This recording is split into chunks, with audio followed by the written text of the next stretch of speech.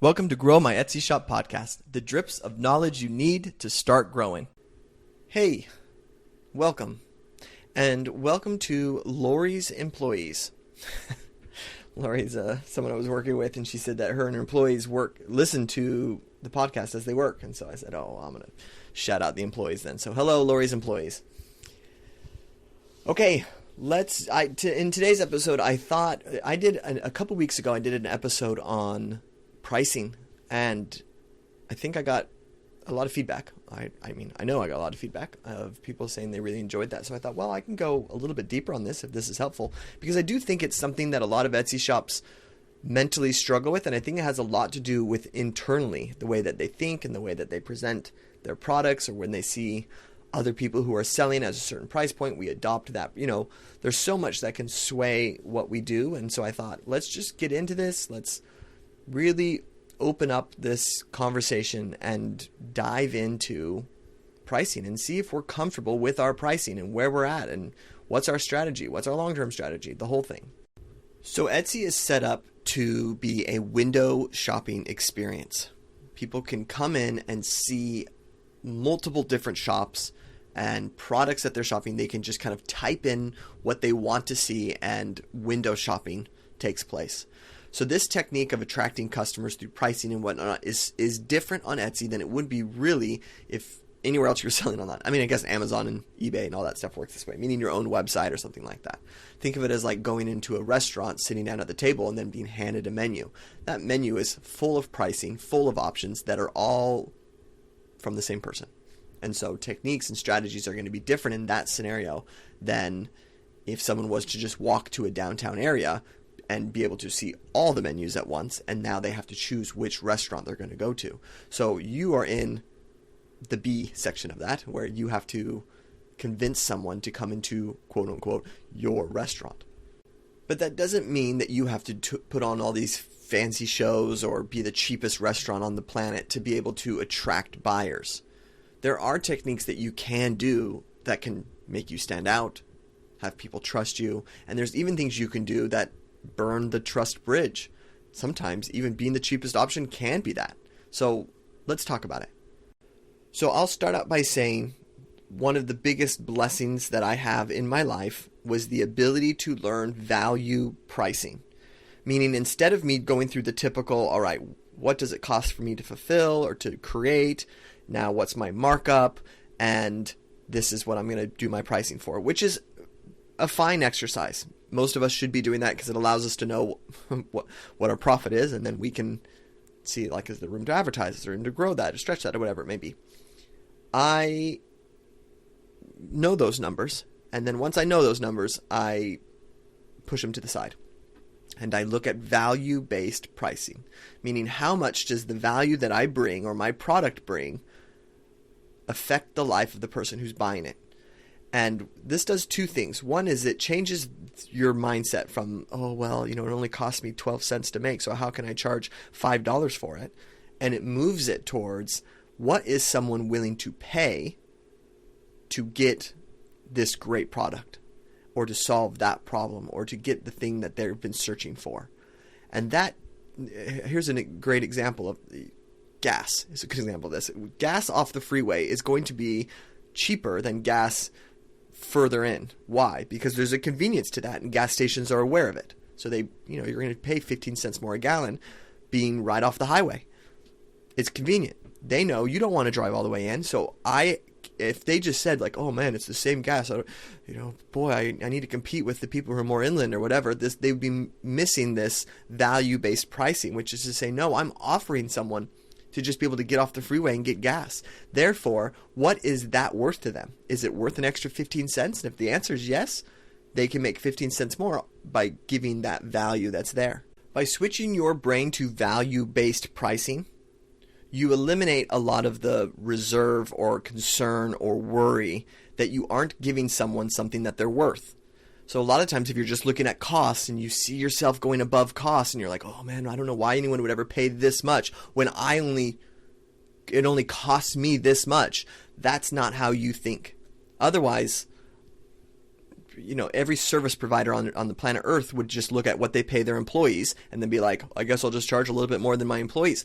But why is it that someone can come in and tent your house or build a patio or whatever, and there's a cost to that? Because they know that they can charge more based on their work. And so can you. You can charge more based on your work. If you have experience, you've worked through this, you know that you're solving issues for them, you know that you're doing it better than other people, like, charge for the value that you're bringing, as opposed to just going through this checklist of this is what my markup is and yada yada yada. I mentioned this last episode, and I do want to talk about this, which is just this mindset that's here. I have the last couple of years, I've had a mastermind group where I work with shops for a year, and these masterminds are successful shops, and they see money and they see it in their bank account. They see people handing it to them. And so their mindset over money is different than the people who I just launched this, this month. I have the founding, does that sound familiar? The founding members in my little paid group that I have. It's a much more affordable way to kind of get in and get your toes wet with some of the coaching that I do. And it's probably been a week and a half at this point, and their mindset is different than the mastermind, and I can see it because it's just they haven't seen the same experiences that the mastermind has seen. I actually had an experience this year where I had an influencer reach out to me who is dummy wealthy and makes money by smiling. You understand what I'm saying here. She puts on a hat and someone pays her $1 jillion for it. And so for her relationship with money, and it almost removed her from being able to do her job well because she couldn't relate. I'm trying to dance around the story. I'm just going to tell the story. She wanted to get into the air filter business. And so she actually had an amazing idea, which is that she would take commercial foggers, things that commercial companies use, and it's more of a disinfectant that kind of like lands on things and clean surfaces. She would make it very cute and tabletop, and then be able to sell it to moms. And now here we are. And so she approached us and was like, hey, I'd really like to grow this thing. And so we took it back, and we obviously ran this through a value-based pricing system, which is to say, look, you're not selling a fogger. You're selling healthier kids.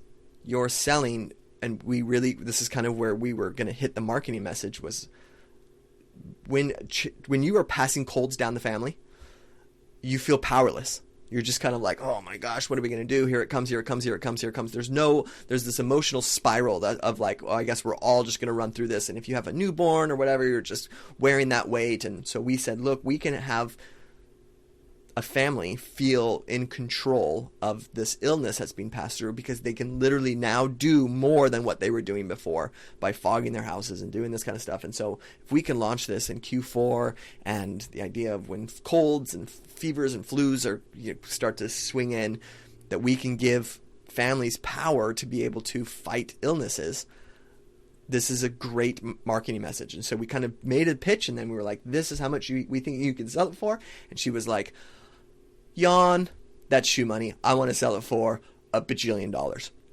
We were like, that your target demographic can't afford that much money. And she was like, money?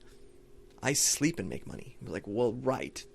She's like, this money, why are people concerned about this thing you call money? Like, listen, we don't... I remember one of the lines she said is, well, I'm my own target demographic, and so I would pay that much for it. We're like, right. But this is going to sum up the story perfectly. She made a large deposit for what she was doing. She literally lost interest. She was like, I'm opening my kids got into dance studio, and I decided I'm going to open my own studio. So I'm going to call it, boys. Have a nice day. We just... Not like, can I get a refund? Like, no, have a nice one. I still have her money to this day. That's how she thinks. Very different than, so anyway, the only reason I share this is that money, the more money you make, the more comfortable you become charging more, because you recognize the value that you bring. And so I'm sure when she started off as an influencer, she wasn't charging her prices that she's charging now for what she does, but she's built that up. And the sooner you turn your mind into that, the more comfortable you become being able to charge for your value. So here's another little mindset thing for you is like, if you get caught in the weeds of money and, oh my gosh, I can't believe they're paying this and and switch it to, I know that someone would pay this much to have this problem solved or to get this thing or to feel this way, then you own it. I am worth this, my product is worth this, and I'm comfortable asking for this. I don't feel weird, I don't feel bad, I don't feel anything, because so when someone says, well, I don't know, do you have any sales happening? This is kind of expensive. Your answer is, this is the price to solve that problem. If you want to solve it, great. If you want to try to find it somewhere else, you can. And be confident and comfortable there. But this means you have to change the way that you sell. You can't just be like, here's my product, here's my price, do you want it? The same way I couldn't come in with that fogger and say, hey, it's like a Dr. Air. Do you want to pay way more than a Dr. Air? It's like, no, I would just rather, is it that I can't remember. It was in the beginning of the year and I looked it up. I think it's Dr. Air. I think that's what they're called. No, I don't want to pay more than a Dr. Air. Does it do more than Dr. Air? Was it, like the answer is, what we figured out is yes. Dr. Air is helping this, but it doesn't solve that. We solve that, and that has a price that's connected to it. So we are able to come in with that more value-based pricing that's there. And that's how you have to convince yourself, that's how you have to convince others in their shopping experience. It's the emotional buying experience that you move towards instead of the physical buying experience. Here's a bunch of air purifiers. Pick which one you want versus, do you want to be in control of sixth season? If yes, this is what you can get. So I want to segue this conversation into some call to actions based on where we are. Most of us have competition on Etsy. Which means that there is somewhat of a base price for what you're offering. And so as much as we'd like to just be like, I'm just going to value whatever, like there is a base price, there is an expectation. It's the same way I can't come in and just be like, here's this price that I have because of value pricing. I do have to know, like, typically people come in with marketing budgets and things that they're going to get for that budget. And so I need to look at that and kind of build out from that if I'm going to go more premium, then I need to figure out how I can truly be better and have value stacked my offering to have them see, wow, this is such a better option. Because you can't just offer premium without actually being premium. That's called lying. You can't actually offer better products without being better. So just because your competition does one thing and you're like, well, I guess I'm just going to charge more, you genuinely need to be better. So there is someone in the mastermind who has competition, and they were talking about it on yesterday's call, and they were saying, well, ours is double the size. It's something they have as handheld. And they were saying people don't recognize how small that one is. Ours is double the size. And therefore we can charge more. So then when I hear something like that, they're like, hey, we have this competition that's kind of chipping at us, but ours is literally better. And they said that people would reach out to them and like ask them like, hey, can you make things that fit this other size? And they're like, we don't make that size. That's where you have to look at your marketing or your listing and say, am I selling the fact that this is better because of this?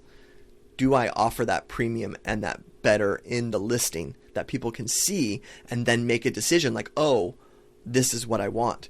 Amazon sellers do this a lot where they compare things together. I was given a listing of a calendar the other day to go through. This person hand paints their calendars, and I went through it with my consumer eyes and was able to say, yeah, I like it. This is good. But there's one question I have, and this question is, how thick is the paper? I just don't know. I know what a calendar typically feels like, but I don't know how thick this particular candle, because it was a little bit more expensive than a calendar that you just get at, I can't think of one, Home Goods or whatever. And so if you're going to ask for more, understand that it's handmade art, which is going to increase the price, but is the calendar itself a little bit more premium? And that was a question that I was asking myself, and which was why the feedback I gave to them was, if it is, tell me it is, show me it is, present that to me. Because I need to know if I'm going to spend premium, that I'm getting premium. And guys, you will be surprised that people are looking for it's literally something that's on their mind, is like, I want a really good version of this. And so I've been through the era of my life where I was like, I want affordable t-shirts. And then I've lived through that the affordable t-shirts don't last long. They don't fit as well. And I've now moved, and at the stage of my life now where I'm like, I don't want to buy affordable t-shirts anymore. I want to buy t-shirts that last me years. So I'm willing to pay the extra money for a more premium product. And there are shoppers every day on Etsy that are saying the exact same thing. I'm not looking for the bargain. I'm not looking to save money. I'm looking to get the right product for me, and I'm willing to pay to get that right product. Premium products sell less than budget-friendly stuff on Etsy. 100%. Your money comes from receiving higher compensation for your product and return buyers, because you have premium products that people like. And so people, word of mouth, they tell their friends, they come back and buy from you. Think of it like an iPhone or whatever. They are a premium brand. People continue to buy from them. They are above all. I hate it. I hate more than anything, though, when people compare. I can't tell you how many times, this is a tangent here, but as a marketer, that I meet with business people, and they're saying to me, oh, we want to market like Apple. I'm like, I know you want to market like Apple. You want to charge a lot of money for a very similar product of everything else that's on the market, and you want to just put your marketing as your logo. They spend billions of dollars in marketing. So that's why that works. You can't do it yourself with your budget of $400 a month. Ugh. Okay, back to this. So premium stuff can work on Etsy, but you have to know what your baseline value is. So if someone's charging $50 for something and you decide I'm going to charge $58 or $60 for this product, you need to be very clear on why yours is going to be better. And that's going to start in your presentation. You need to invest more in your presentation. The better you get at, and this is why I hit this point so freaking hard, is that the better you get at selling within your listings, looking well, professional, looking good, getting people to really sink their teeth in, click, enjoy your emotional selling process of your listings, the more you can charge, the more Etsy will promote you, the more your SEO will shine. Like, all of it has to do with the fact of winning the human over. So it's funny because as I've jumped back into, this membership, I'm seeing so much more SEO questions because people are trying to get seen. They're trying to get seen. And I'm like, look, I get it. There's a technique to it. I'm going to teach it to you, but it is about converting humans. It's a human game, and we sometimes get really stuck in the machine side. Okay, I'm going to close the chapter on premium here for a second, and I'm going to help you look at your stuff from which most of us should be doing our pricing model around, which is called value positioning. Value positioning is where you look at your competition. What's my baseline for what it is that I'm doing? And you decide which direction you're going to go with your value position, and then you position your value. That was a really complicated way of saying that. Put it this way. $50, let's just say $50 is the main product. So your premium price is $60. What are you going to do 60? You're going to add premium features to what you're doing. If you are going to stay neutral, which is kind of in that zone of like, yeah, I'm going to be around the $50 mark, then you just have to use selling techniques to perceive slightly better than your competition. That's all it takes. You don't have to go into the premium zone. You just need to be better than the person or the price range that someone's committed to buying. If I come in knowing I'm going to spend $50 and you're $50, the only thing I'm now deciding is why you instead of that person who's $50. And that's an easier sell. This is where you can use things like price charming, price anchoring, price decoy to be able to win buyers. So we've talked about these things on other podcasts. I'll run through it quickly with you here though. Price charm is when you $49.97 is a price charm. It's when we lower. It's so funny. The other day my son asked me that, kind of like, why do people use 99 cents? And I was like, oh, it's called price charming. And I was kind of explaining it to him like it's just your brain reads from left to right. So if the number starts with a 3, your brain kind of processes the 3 instead of the 4. So if it was $4, you would process the 4. When you see the 3, it takes a bit of brain power to process that that's $4. And a lot of the times you have this subconscious kind of thought that you kind of have it at 3. And he was like, BS. No way. I look at something, I always round up. And I'm like, I get it. You're an arrogant middle schooler who probably thinks that they know more than any adult on the planet. I was like, I get it. I hear what you're saying.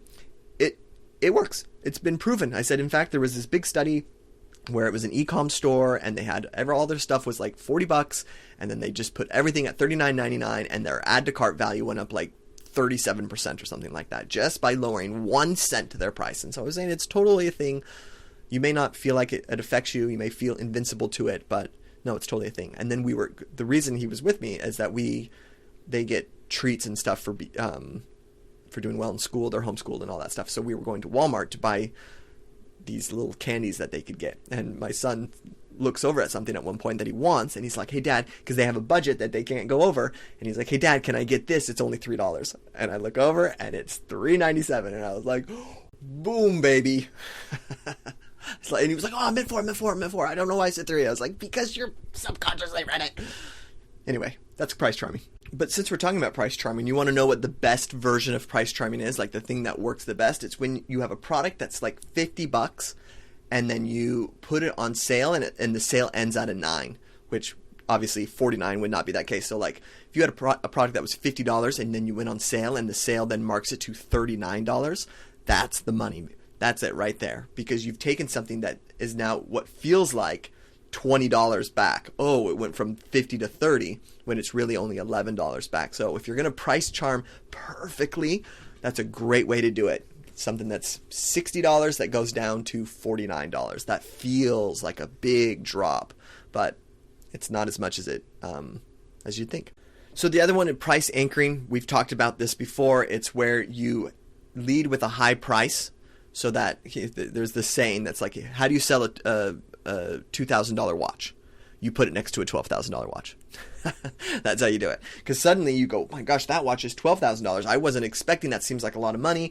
I've shared this. My dad had this great quote that he always says that when he's selling, which is someone's like kind of gets close to something, they kind of say, well, how much is it? My dad would say, well, it's not $5,000, because they're like, oh my gosh, $5,000. I didn't think it was going to be that much. And then he comes in and it's like, well, it's only going to be 2 payments of $800.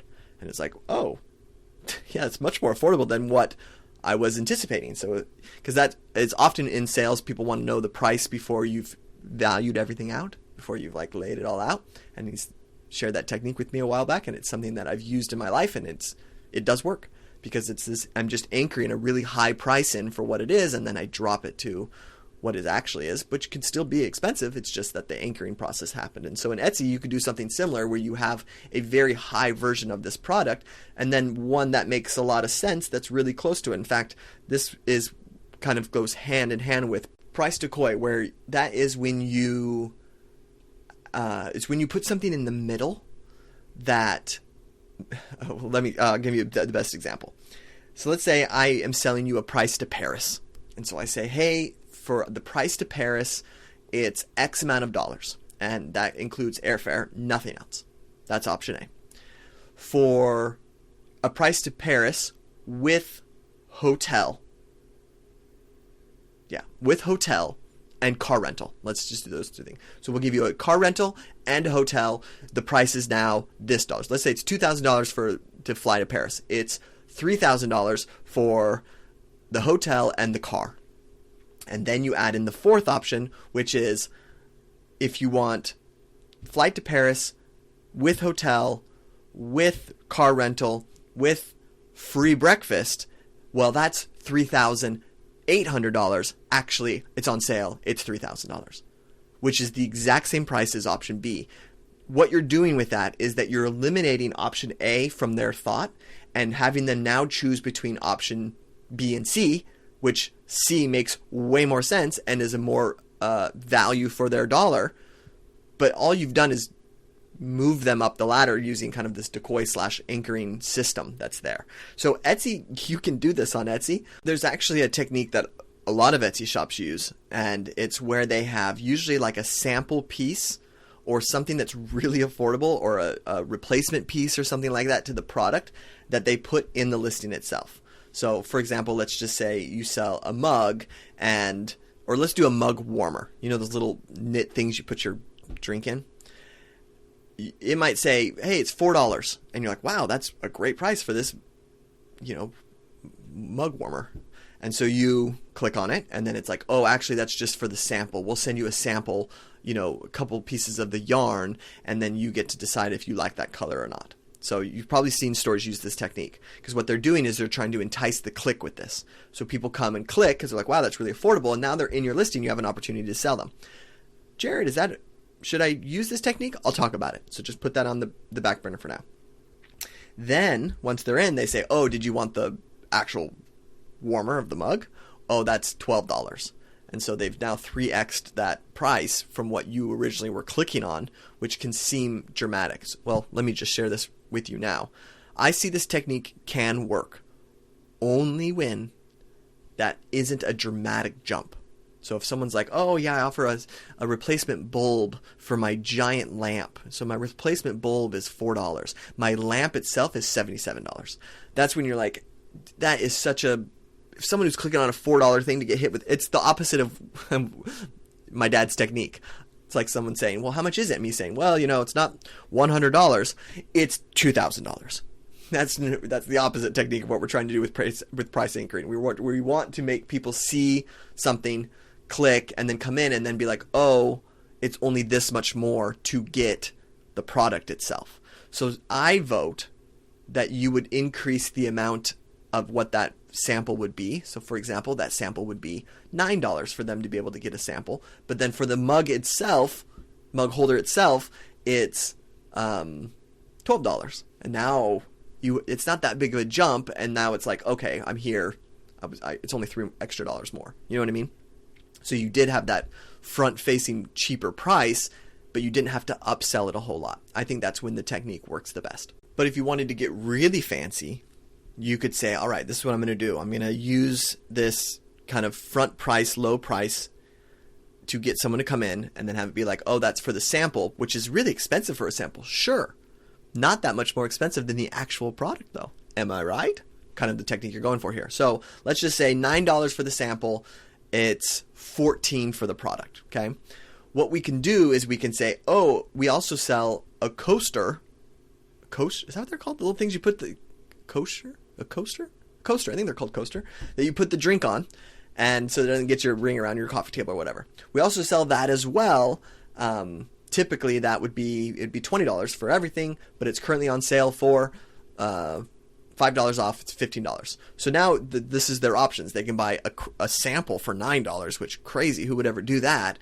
They can buy just the coaster just the mug warmer for $14, or they can get what was usually $20, but it's on sale for $15 to get a coaster to go with it. And now there's a no-brainer value push here, right? Which is the same technique of the Paris. Why would you ignore the free breakfast and all that stuff when it's on sale?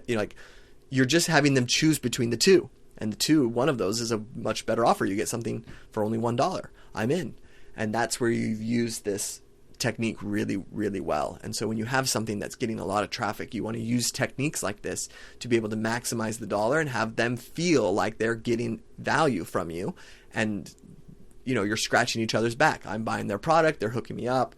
Life is good. And so this structures and sets you up for positive reviews and people feeling like they got a deal and everything that follows that. As we get into holiday pricing and holiday buying and stuff like that, I do have two kind of techniques I want to leave you with, things that can be really helpful for you. One is I have someone who I'm working with who they sell a gift, and that gift can be, let's just say the product is $20, okay? One product is $20. So the way they structure their buying system that works well for them is they say, hey, if you buy one, it's $20. If you buy two, it's $40. If you buy three, it's $54. So what has happened is that, and you guys are like, Jared, is this rocket science? No. Buy one, you're buying full value. Buy two, you're buying full value. Buy three, you get a $6 discount. But this is the secret. And you get one free. Because for them, they're saying at the end of the day, our margins are good enough that if we can get people to buy our package, our gift set, which is 4 of these products, we give them the 4th for free. and the 3, and they get a discount when they hit that 3 mark. So when they get the 3, they're saving $6 plus getting an additional free one. This works wonders. It's a great technique because, again, if you are structuring for value and you're saying, well, at that point, I can look at this and say, I can buy 1 and give it to the one person. I could buy 2 and give it to 2 different people, or I can just buy 3.